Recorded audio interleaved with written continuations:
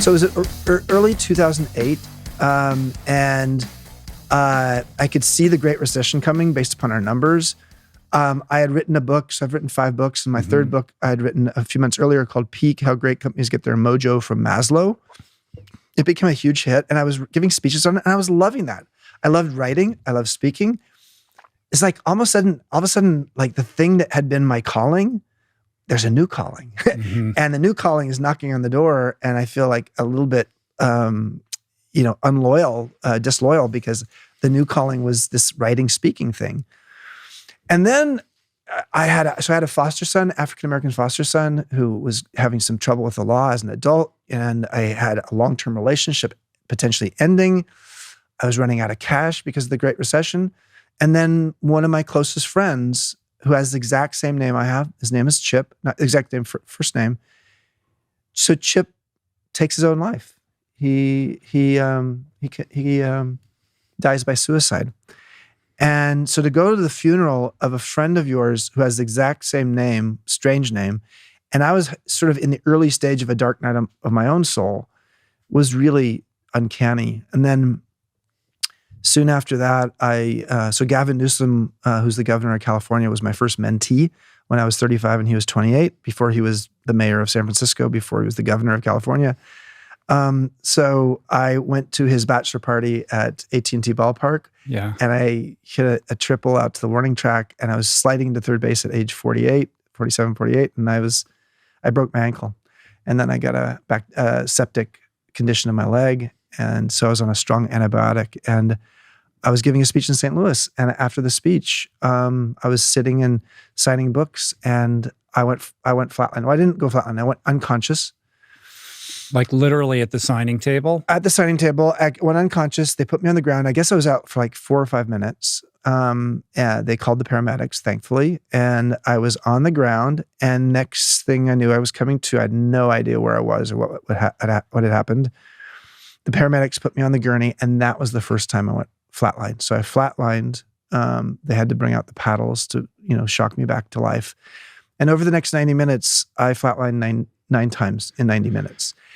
And what happened for me, and how this relates to my whole history, was I had this moment of we can talk about what it's like to go to the other side. Yeah, it was a true NDE. I definitely want to hear more about that.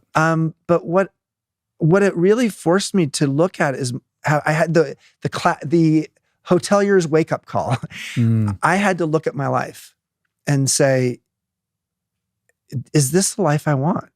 I was having, I guess, a midlife crisis in some way, but I was, more than anything, I was having what Brené Brown, my friend, would call a midlife unraveling. Like everything was so tightly wound, and it needed to unwind some. And so did you have self-awareness of that at the time, or were you kind of like pushing that down and just in the kind of move forward? I knew mindset? I was really unhappy.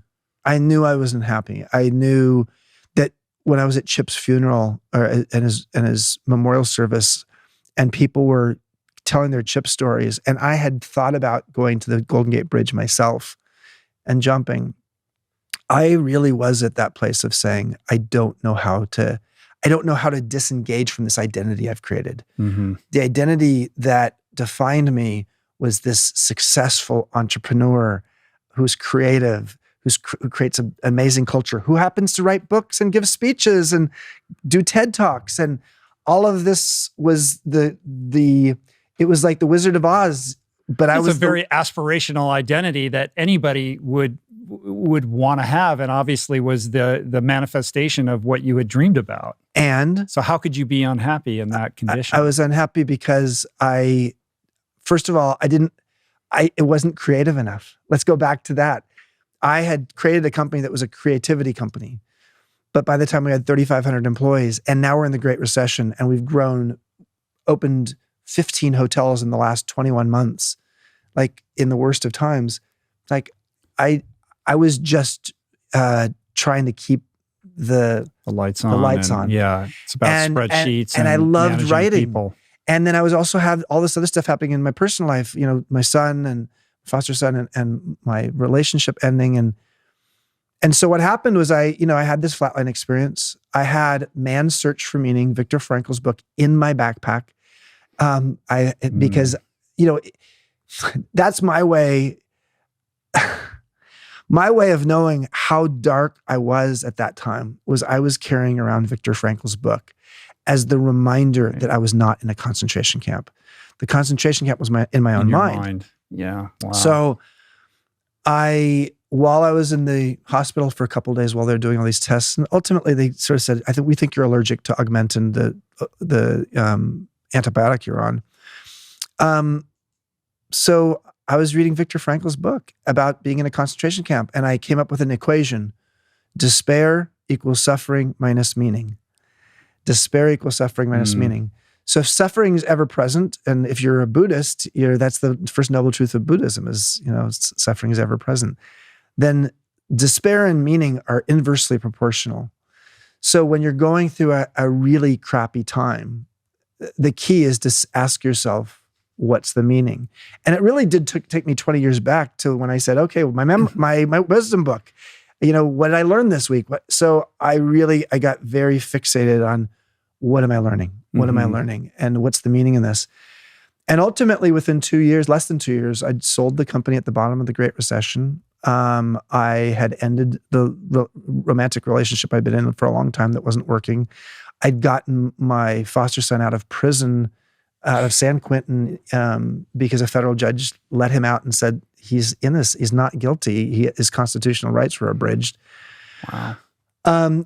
And I was on a path to saying, I'm ready for the magic. I'm ready to actually create space in my life and see what emerges, because I've spent the last 24 years building this identity, and it's not a facade. The whole time I was living my truth, but I was also getting to a place where I was so fixated with the identity that I wasn't actually giving space for the new creativity to come in.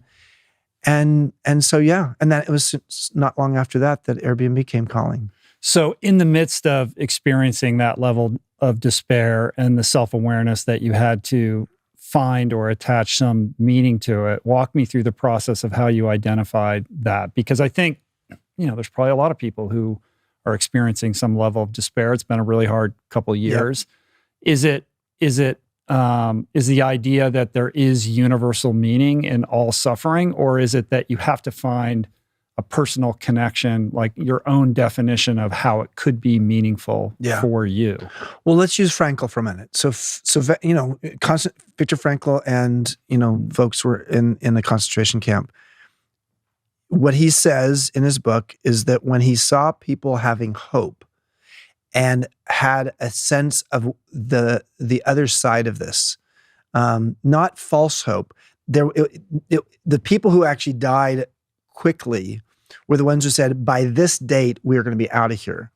And that was a false hope because they had no control over, them being released by that date. But there was more of a focus on hope for what the future will be and how this experience will actually create maybe a better life for them. And so that's not a bad way to look at it, because what we do know is that when we're going through difficult times, it is exceptionally character building. It can be, not for everybody. Sometimes people give up. Sometimes people do whatever they do, and or they drink. They use distractions. They use alcohol. They use drugs. They use porn. They use whatever it is to distract themselves from the learning. They use work sometimes as well. So I think the key for me was to ask myself, how is my character? This may not be a resume builder, the surviving a downturn.